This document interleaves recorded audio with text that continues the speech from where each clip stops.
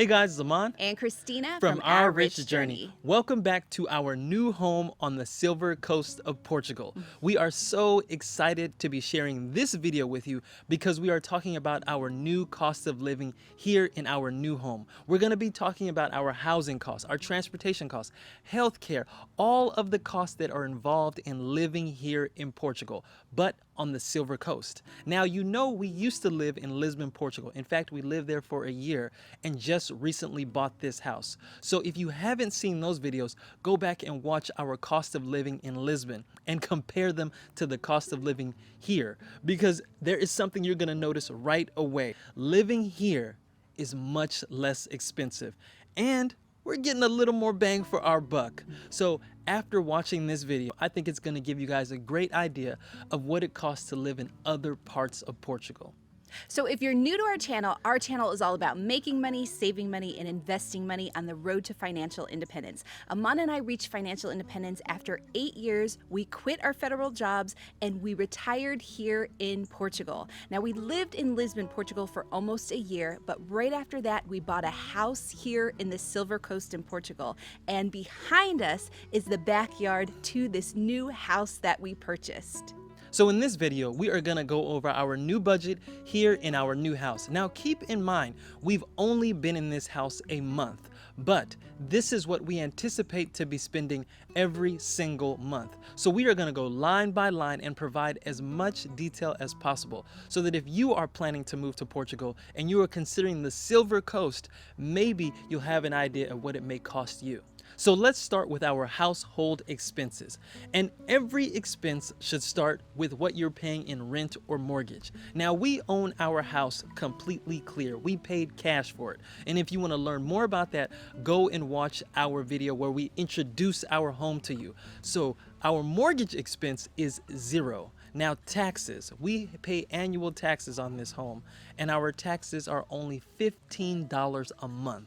Yes, you heard that right. Our property taxes on this house is only $15 a month, so it's super low in terms of property taxes. Now, we also have property insurance on this home, and that is only $22 a month. Now, you just heard us use dollars, and we're going to be using dollars throughout this video because we transfer our money from US bank accounts into Portugal. We use US dollars, and so we like to use that as a gauge for our expenses. Our next monthly expense is maintenance, and we've set aside $100 a month in a maintenance fund, but our house is actually relatively new. It's only 10 years old, and it's really in great condition, but we're setting aside this money for future needs. Now, if you watch the video where we showed the house and what we were planning to do on the house, you know that we have renovation plans that are currently underway with this particular house. We're not including that in our budget. We have a separate budget line item for all of the renovations that we're doing on the house.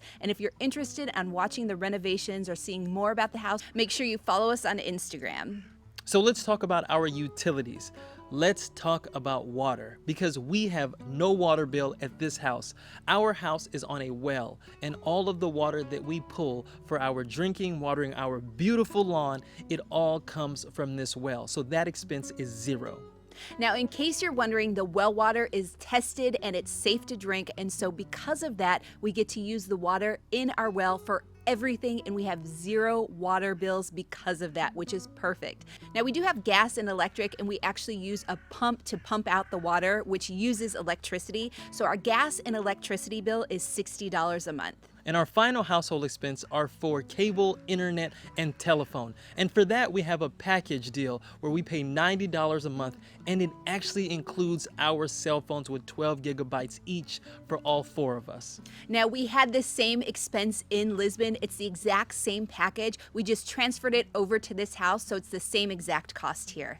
So let's get to our food bill. If you saw our home tour, you know that we have a beautiful garden in our backyard, and we plan on getting most of our food from this garden. Well, hopefully most of our food. But eventually the plan is to get the majority of our groceries from this backyard. But in the meantime, we are estimating we're going to be spending about $300 a month just in groceries. Now, we are no strangers to eating out. We love eating out. We love to try new foods and new restaurants. So we anticipate that we're going to be spending about $200 a month in eating out. Now, those costs may seem low to anyone that isn't from Portugal, but if you've been to Portugal, you know that you can go out to eat and get a beer for 75 cents. You can have a full course meal for less than $10. So these prices, although they may seem low if you're coming from the US, here in Portugal, this is normal. So now let's talk about transportation. Now that we are in the Silver Coast, our transportation methods have completely changed. When we lived in Lisbon, we were primarily using public transportation. But now that we're here in the Silver Coast, we have to have a car. So we paid cash for our car. We don't have any payments for our car, but we do have maintenance and insurance that we have to keep in mind. So for maintenance, we're setting aside $50 a month for future maintenance costs. And for car insurance, we paid $35 a month for car insurance. So let's talk about fuel, toll, and parking for our car. We have a diesel engine car. We decided to get a diesel car because diesel is quite common here. The resale value on diesel cars is much higher than a gasoline car, and the cost of diesel is much less. They're also just better on mileage. So we decided to go with the diesel, and we've set aside, we're expecting to pay about $75 a month for diesel fuel. Next are tolls. Because we live here on the Silver Coast and we think we're going to be doing a lot more driving around, we've set aside $25 a month for tolls. And then to round it out, we have parking where we've just set aside $10 a month for parking. Here in the Silver Coast, you can pretty much find free parking anywhere on the street, but every now and then we do have to pay for parking, so we just set a little bit aside for that, and that's $10.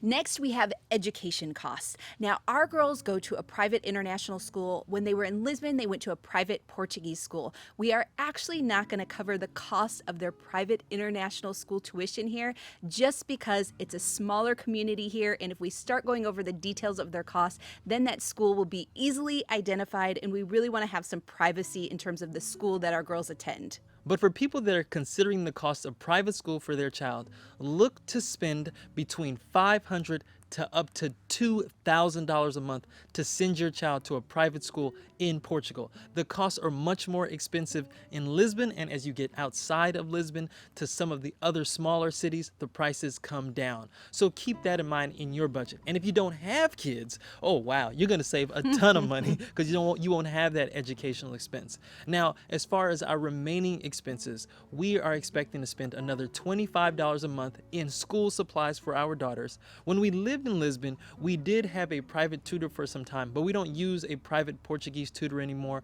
We're learning the language on our own, so that cost has gone away since we moved here. And we also included gifts under this particular category, like birthday gifts or presents for other people, and we've allocated about $50 a month for that. So now let's talk about entertainment and vacation money. We have set aside $200 a month for our vacation fund. And if you've been following us on Instagram, you've seen us on a lot of vacations lately. Well, because we were locked in our house for all this period in Lisbon, we did take a lot of vacations. And we're probably going to be scaling back a bit on those vacations, especially when school starts and sports starts. But we've set aside $200 a month for vacations. That $200 a month that we set aside for vacations also includes activities that we do with our kids around town, local activities. So we're including that in that amount. Our other bills that round out this category are Netflix and Spotify. So $15 a month for Spotify and $13 a month for Netflix.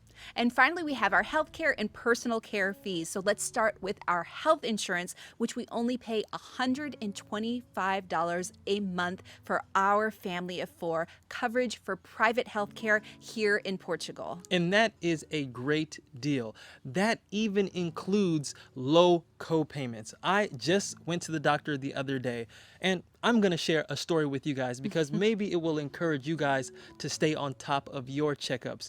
But I recently went for a colonoscopy, something that every man should do past a certain age. And the copay for my exam was only €3. That's a little more than $3. And I was able to pay for that exam with change in my pocket. This is one of the best parts about Portugal. You can go to state-of-the-art facilities, get state-of-the-art care the next day, not have to wait for months and months for service, and it costs so much less than what it costs in places like the United States. Our next expense is for haircuts, and I haven't had a haircut in forever. I haven't been to a barbershop in so long. I've been cutting my own hair, but I'm estimating to spend about $12 a month for a haircut. When I was going, it was about $5 each time I went for a haircut. And me and the girls have all of our hair care products, so we estimate about $25 a month for hair care products. Now we also have our clothing expense, which we budget about $100 a month for that. And that can seem really on the high end if you think about it, but we spread it out over the year because the girls need new shoes all the time. They are growing so fast. And so we have all of these things that we have to purchase as a necessity for them just because they grow so fast. We don't need any new clothes. This shirt that I'm wearing, I think is at least 10 years old. I love wearing a shirt till it falls off. So me and Christina don't spend that much on clothes, but when we do buy clothes, it's usually in one big trip. And so, like Christina said, we've spread that money out over 12 months. Now, to round out our budget, we have our gym memberships and we have the sports club for the girls. Now, because of the current situation, we are not physically going to a gym. We are working out at the house, and our girls swim and play basketball, but their sports are really shut down at the moment. But our future expenses and what we anticipate for these costs are going to be $60 for the gym and $35 for the girls' swim team and basketball teams. So that is our budget. And if you had a calculator out, it totaled $1,607 per month is what we are expecting to pay here. Now keep in mind, we decided to buy our house cash. If you come here, you may have a different situation. You can choose to get a mortgage. You can pay for rent. But because we paid cash for our house, that expense is zero. We also are not including the cost of our daughter's school. And so that is a cost you have to consider if you have children. But without those expenses, we are paying less than $20,000 a year to live here in Portugal. That is a lot less than what we were planning on paying when we were putting together our financial independence and retire early plan. This is a pleasant surprise. And I think the longer that we live here, the more we'll understand the economy and be able to save even more money. So when people ask us, can you live in Portugal for an affordable price? Can you live there for less than $2,000 a month? Yes. Can your Social Security last you here? Yes. If you have a pension, can you live here? You can live here comfortably. So we love sharing these types of videos with you to give you guys an idea of what you can afford outside of whatever country that you're living in now, and maybe Portugal moves to the top of your list. So if you are interested in learning more about Portugal, check out our other videos on Portugal. We talk about why we moved here, the pros and cons of living here, everything that we've learned about Portugal. We also have a course all about moving to Portugal. So if you are interested in actually immigrating to Portugal, check out our course as well. And as usual, if you like this video, please give it a thumbs up, subscribe to our channel, and Join the journey.